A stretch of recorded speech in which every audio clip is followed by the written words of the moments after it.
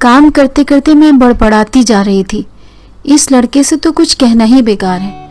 जरा से काम के लिए कितनी बातें सुनाता है। बिल्कुल ऐसे बात करता है जैसे मुझसे भी बड़ा हो। सही बात है, इसे बिल्कुल मोह नहीं है किसी से।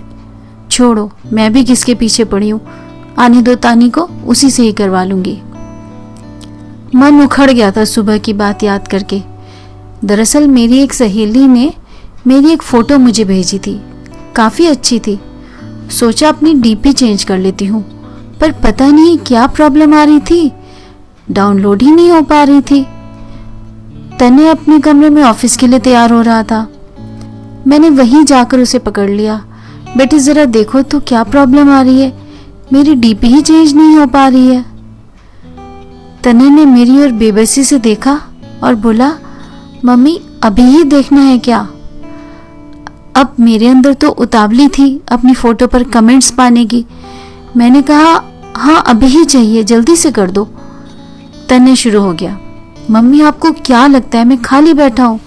अरे अगर लैपटॉप पर नहीं भी हूँ तो दिमाग में 10 काम चल रहे हैं, प्लानिंग चल रही है, ऑफिस के लोगों साथ फोन चल रहा है। आपको पता तो है कल ही डेलीगेशन आ रहा है। मैं अभी मेंटली बहुत बिजी हूँ मम्मी। इतनी डिपेंडेंसी क्यों है आपको? ये सब आप खुद क्यों नहीं सीखती हैं? समझाया था ना उस दिन आपको कैसे क्या करना होता है। थोड़ा सा और एक्सप्लोर करिए, आ जाएगा। इतना बुरा लगा मुझे। जरा से काम के लिए 10 बातें सुना दी। क्या जरा भी मोह नहीं इसको? निर्मोही कहीं का। हालांकि इसके पापा नहीं मानते, कहते हैं कि नहीं, ये निर्मोही नहीं है, इसकी जान हम सबके अंदर ही अटकी है। बस ये अपना लाड़ प्यार बिला वजह दिखाने में विश्वास नहीं रखता। तुम भी तो गलत समय पर पहुंचती हो इसके पास। जानी ये लड़का ऐसा कैसे है। बाकी दोनों बच्चे तनिमा और तनुष तो मम्मी मम्मी कहते नहीं अघाते, बात बात पर गले ही लग जाते हैं। पर ये न तो घर आकर गले लगेगा, न पीछे पीछे घूमेगा। उल्टा इसके किसी काम में जरा सी भी गड़बड़ी हो जाए तो सबकी क्लास ले लेता है। हालांकि मेरा एक मन ये भी समझ रहा था कि इस समय तो गलती मेरी ही थी। देख तो रही हूँ लड़का कब से दिन रात लगा हुआ है। इसके ऑफिस में 8-10 लोगों का डेलीगेशन आ रहा है जापान से। इम्पोर्टेंट जगह पर है तो जिम्मेदारी भी इसी की बनती है कि सब काम ठीक से निपट जाए। अब मैं भी गलत समय पर ही काम बोल देती हूँ इसको। पर देखा जाए तो माँ का गुरूर भी तो कोई चीज होती है ना, कि मेरे बच्चों पर मेरा हक है। बच्चे आकर गले लगते हैं, आगे पीछे डोलते हैं, तो माँ के दिल को कितना सुकून मिलता है। पर ये ऐसा कुछ भी नहीं करता। ये वाकई में निर्मोही है। पहला खटका मुझे तब लगा था जब घर में किसी बच्चे का जन्मदिन था। मेरे घर की बर्थडे पार्टीज का बच्चे इंतजार किया करते थे। जाहिर है जब इतने बड़े संयुक्त परिवार में ढेर सारे हाथ मिलकर काम करते थे तो पार्टी में आने वाले मेहमान बच्चों का दिल खुश हो जाता था। बहुत बढ़िया इंतजाम होते थे। हम तीनों ही बहुएं एक से बढ़कर एक नए नए आइडियाज पर काम करने में और खूब सुंदर सजावट करने में माहिर थीं। उस समय खाने का सामान भी बच्चों की पसंद से घर पे ही बनता था, क्योंकि बाहर से मंगवाने के ऑप्शंस ही नहीं होते थे। इसके बावजूद हम बिल्कुल नए नए तरीके से खाने पीने की चीज़ें भी बनाकर खिलाते थे। खूब सारे नए नए गेम्स भी खिलाते थे। अरे हाँ, याद आया, ये छोटी देवरानी की बिटिया के जन्मदिन की बात है। तब वो शायद 4th स्टैंडर्ड में आई थी। तने तब 9th क्लास में था। हमेशा की तरह घर के सारे बच्चे स्कूल से आकर खाना खाकर सजावट के काम में जुट गए थे। बड़ा प्यारा दृश्य होता था हमारे यहाँ। बड़ी देवरानी तरह तरह के केक बनाने में माहिर थी। वो उस दिन डॉल को केक में सेट करने की जद्दोजहद में लगी थी। छोटी देवरानी ने ढेर सारे गुब्बारे फुलाकर पूरी जमीन ही बड़े बड़े रंगीन गुब्बारों से पाट दी थी। अब वे झालरें बनाने के लिए रंगीन पट्टियां काट रही थी। मेरी ड्यूटी उन पट्टियों से सुंदर झालर बनाने की थी। ऐसे में पापा जी और अम्मा जी भी वहीं आ जाते थे। उनके भी एक्सपर्ट कमेंट्स आते थे। मैंने अपनी आदत के मुताबिक सबसे पहले स्टीरियो पर जन्मदिन के खूब रौनक बिखेरने वाले, खूब जोर शोर वाले गीत लगाए। फिर रंगीन पट्टियों को गोंद से चिपका चिपका कर झालरें बनानी शुरू करी। पापा भी मुझे कलर कॉम्बिनेशन में राय दे रहे थे। गुलाबी के साथ नीला लगाओ, हरे के साथ तो नारंगी अधिक अच्छा लगेगा। लड़कों का काम था स्टूल, मेज, किसी भी चीज पर चढ़ चढ़कर उन रंगीन झालरों, गुब्बारों और स्टिकर से पंखों, दीवारों और छतों को सजाना और गेम्स की तैयारी करना। मेरा ध्यान गया कि सब बच्चे हैं पर तनय नहीं है। कमरे में जाकर देखा तो ये आराम से लेटा कुछ गेम खेल रहा था। मैं तो चौंक ही गई। अरे तनय, तुम यहाँ हो? चलो बाहर सब बच्चे डेकोरेशन में लगे हैं बेटा, जल्दी से आओ। कहते हुए मैं बाहर आकर अपने काम में लग गई। थोड़ी देर बाद मैंने फिर ध्यान दिया कि यह लड़का अभी भी बाहर नहीं आया था। फिर से अंदर जाकर उसको बुलाया। जवाब आया, हाँ आता हूं, पर उठने के कोई आसार नहीं दिख रहे थे। इधर मेरा अभी काफी काम पड़ा था। ट्राई कलर सैंडविचेस बनाने थे, भटूरे तलने थे। काम के बीच बीच में मैं देखकर आती रही, पर ये भाई साहब वैसे ही पड़े रहे। उस दिन पहली बार इसने कुछ डेकोरेशन नहीं करवाया। यही वो पॉइंट था जब मैंने ये रियलाइज कर लिया था कि मेरा छोटू अब बड़ा हो गया है और अब इससे इसकी इच्छा के विरुद्ध कोई काम नहीं करवाया जा सकता। बाद में धीरे धीरे सबको यह समझ आ गया था कि तनय भैया की चीजें बिना उसकी इजाजत के नहीं छूनी है, उसके सामने तमीज से रहना है। अगर इसके पीछे भी किसी ने चुपचाप इसकी चीजें जरा भी उलट पुलट करी तो भी तनय भैया को पता नहीं कैसे पता चल जाता है। हालांकि ये भी था कि किसी को जरूरत पड़ने पर वो अपनी महंगी से महंगी चीज तुरंत लाकर खुद ही दे देता था, पर कोई भी चीज अगर लापरवाही से हैंडल करो तो सबकी अच्छी खासी क्लास भी ले लेता था। हर गलत बार पर डांट जरूर पड़ जाती थी। वैसे डरती तो मैं भी थी इससे। मुझे तो अक्सर डांट पड़ती थी कि आप लाड़ प्यार में तनुज और तनिमा को बहुत बिगाड़ रही हैं, थोड़ा टाइट रखा करिए दोनों को। अब कल सुबह इन्हें कोरबा जाना पड़ा है ऑफिस के काम से। इनको थोड़ी चिंता हो रही थी कि इनके पीछे मुझे अकेले सब संभालने में दिक्कत हो जाएगी। इनकी टेंशन देख देख कर तानी और तनुज को तो हंसी आ रही थी। क्या पापा, आप इस बात पर परेशान हो रहे हैं? अरे मम्मी अकेले थोड़े ही हैं, हम लोग हैं ना। तानी अपने पापा की ज्यादा ही लाड़की लली हैं। पापा के कंधे पर सिर टिकाते हुए बोली, डोंट वरी मिस्टर रतन, आपके पीछे आपकी वाइफ का पूरा ध्यान रखा जाएगा। जब घर में हम सब साथ में रहते थे तब तो हारी बीमारी तक में सब मिलकर संभाल लेते थे।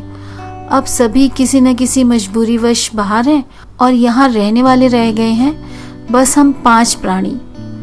उसमें से भी जब तक ये वापस आएंगे हम 4 ही हैं, मैं और 3 बच्चे। कोई बात नहीं, तानी और तनुज से मदद ले लूंगी। तन्ने से तो कोई उम्मीद रखना बेकार है। आज सुबह आंख खुली तो पूरा शरीर टूट रहा था, पलंग से उठा भी नहीं जा रहा था। तनुज ऑफिस जाते समय मुझे बिस्तर में देखकर चौंक गया। अरे मम्मी, क्या हुआ? लेटी कैसे हैं?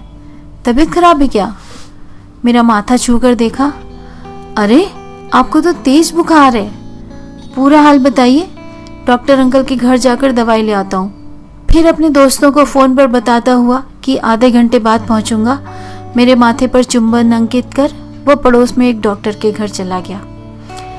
मैं कहना चाह रही थी, बेटे बस एक कप चाय दे दे, मैं उठ जाऊंगी, पर वो तो पल में ये जा और वो जा। अब तनिमा की प्रतीक्षा थी मुझे। दिल कर रहा था बस एक कप गर्म चाय मिल जाए तो मैं उठ सकूंगी। तनिमा का ये कॉलेज का पहला वर्ष है, इसीलिए शायद जब कॉलेज जाने के लिए तैयार हो रही होती हैं तो घर में हाला डोला सा आ जाता है। कभी मम्मी ये वाली कुर्ती प्रेस कर दो, कभी मम्मी इसके साथ की चुन्नी ढूंढ दो, मम्मी सैंडल नहीं दिख रही हैं, यही सब चलता रहता है। तो अगले नंबर पर तानी कमरे में आई। हाय मम्मी, क्या हो गया? हाँ, फिर झुककर मेरे चिपकते हुए बोली, मेरी मम्मा को नजर लग गई है पक्का। फिर वो गई और 2 पल बाद मैंने देखा कि मेरी नजर उतारी जा रही है। ये क्या कर रही है? पागल हुई है क्या? मन किया चांटा ही लगा दूं।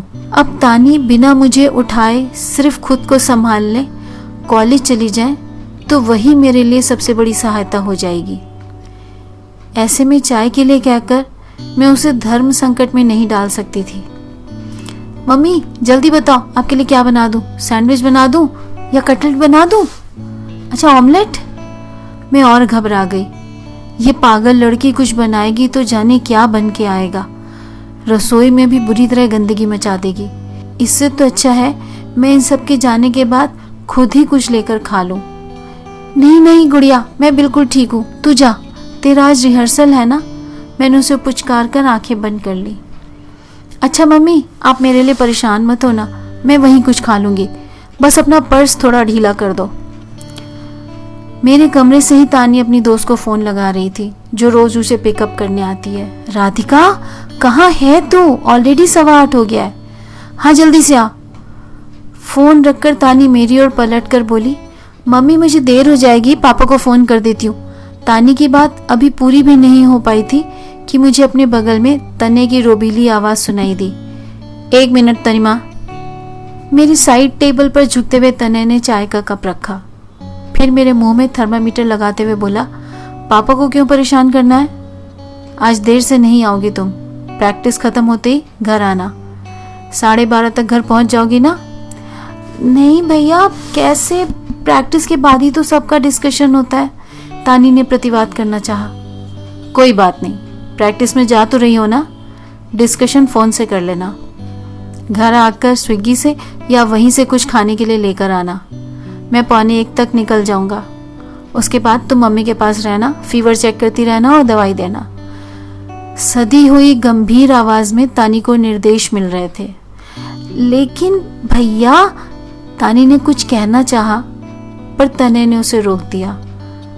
तानी, मेजर और माइनर में फर्क करना तुम्हें अब आना चाहिए, चलो जाओ। तने ने मेरी गर्दन के नीचे हाथ डाल मुझे सहारा देकर उठाया और पीठ के पीछे तकिए का सहारा देकर बैठा दिया।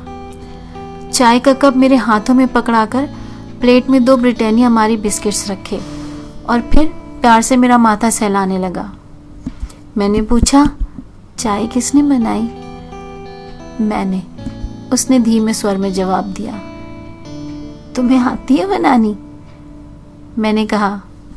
बोला, YouTube पर देखकर बनाई। आपको सुबह सुबह चाय पीने की आदत है ना? जाने क्यों मेरी आंखें झिलमिला उठी थी, पर जब वह खिड़की के पास खड़ा होकर फोन से बात कर रहा था तभी मैंने उससे छुपाकर आंखें पोंछ लीं। उसकी फोन की बातें सुनकर मुझे याद आया कि अरे, आज ही तो इसके जापानी डेलीगेट्स आ रहे हैं जिनके लिए इतने दिनों से तैयारी कर रहा है। फोन बंद होते ही मैंने कहा, आज तो तुम्हारे डेलीगेट्स आ रहे हैं ना बेटा, तुम जल्दी से ऑफिस जाओ। मैं बिल्कुल ठीक हूँ, अभी दवाई से बुखार उतर जाएगा, बस शाम तक तुम लोग आ ही जाओगे। नहीं मम्मी, सारी तैयारी तो पहले ही हो चुकी है और अभी का इंतजाम मैंने कर दिया है। टीम ऑफिस पहुंच गई है। डेलीगेट्स के आने के पहले ही मैं भी पहुंच जाऊंगा, तब तक मैं आपके पास रहूंगा।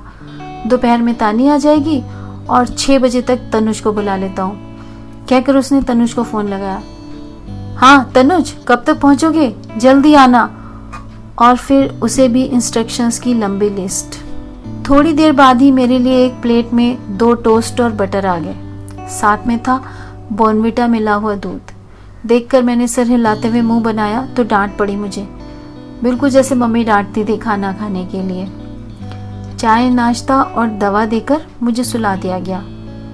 बीच बीच में मेरी नींद उचटती तो मैं अंधमुंधी आंखों से देखती कि वो मेरे बिस्तर पर ही बैठ कभी अपने लैपटॉप पर झुका काम कर रहा होता, कभी ऑफिस वालों को कुछ समझा रहा होता, कभी मेहरी को बर्तनों का शोर ना करने के लिए बोल रहा होता। दोपहर में तनीमा आ गई थी। उसके आते ही तनय कमरे में आया। मम्मी, कुकर में खिचड़ी है, अभी तानी आपको गरम गरम ही खिला देगी। मेरी आंखें आश्चर्य से फैल गईं। तुमने? वह मुस्कुराते हुए बोला, अब जैसी भी बनी हो खा लीजिएगा। मैंने देखा तानी बड़े भैया के सारे निर्देशों का ठीक से अनुसरण कर रही थी। मैं खाने के लिए मना करती तो मुझे डांट लगाती कि ठीक है, फिर मैं भैया को फोन करती हूँ। तीसरे पहर तबीयत थोड़ा सुधर गई थी। सोचा धीरे धीरे जाकर कुछ काम समेट लो। जाकर देखा तो रसोई संवरी हुई थी। समझ गई थी कि आज मैरी का बड़े भैया से साबका पड़ा है। वॉशिंग मशीन लगाने गई कि कपड़ों का ढेर इकट्ठा हो जाएगा। वहां पहुंचकर फिर एक सुखद आश्चर्य मेरी प्रतीक्षा कर रहा था। गंदे कपड़ों की टोकरी खाली थी, धुले कपड़े अरगनी पर सूख रहे थे। मैं सोच रही थी कि क्या ये वही लड़का है जिसको कभी घर का कोई काम करने को बोलती थी तो टस से मस नहीं होता था, पर आज मुझे ना करना पड़े इसलिए इतना कुछ करके गया है।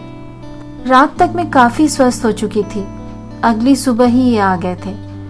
दोनों छोटे वाले यानी तनुज और तनिमा अपने पापा के इर्द गिर्द लदे हुए शॉपिंग का सामान देखने में लगे थे, और मेरा निर्मोही वो तो बस अपने पापा के पांव छूकर छूमंतर हो चुका था। सब कुछ वापस ढर्रे पर आते ही फिर अपने उसी अनुशासित रूप में आ गया था।